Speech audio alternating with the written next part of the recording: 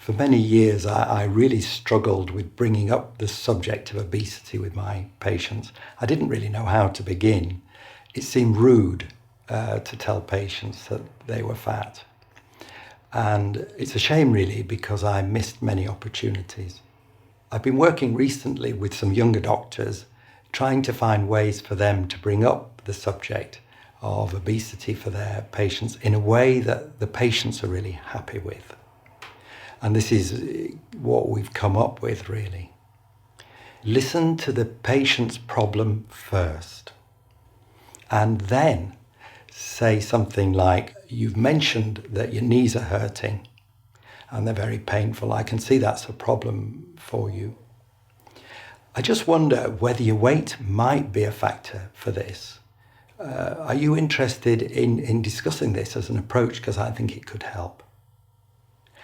And having mentioned it and asked permission, it's very important that you then wait for permission for the patient to say, yes, it's okay.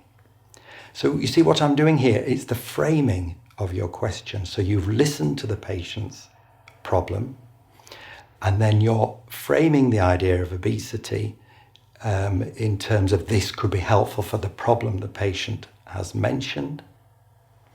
And then you're waiting for permission. So I'm saying to the patient, is this something you're interested in exploring? And then I'm waiting. In 5 years, I've only had one patient who hasn't given permission to discuss their weight. All the others have said, yes, I know I'm heavy. So all the other patients have said to me, yes, this is something I'd like to explore. I think it's so important that this is done in a collaborative way so that you're not telling the patient they're fat. You're framing this as part of the solution to the problem that the patient has, and then seeking permission.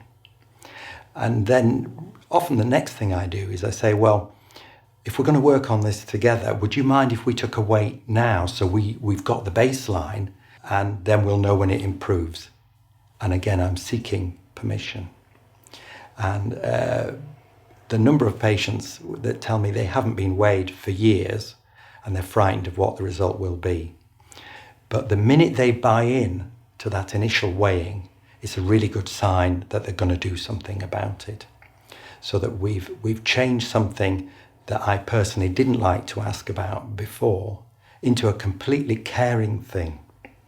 It is not callous to ask about weight, as long as you're doing it as part of the solution to the problem that the patient feels is important to them.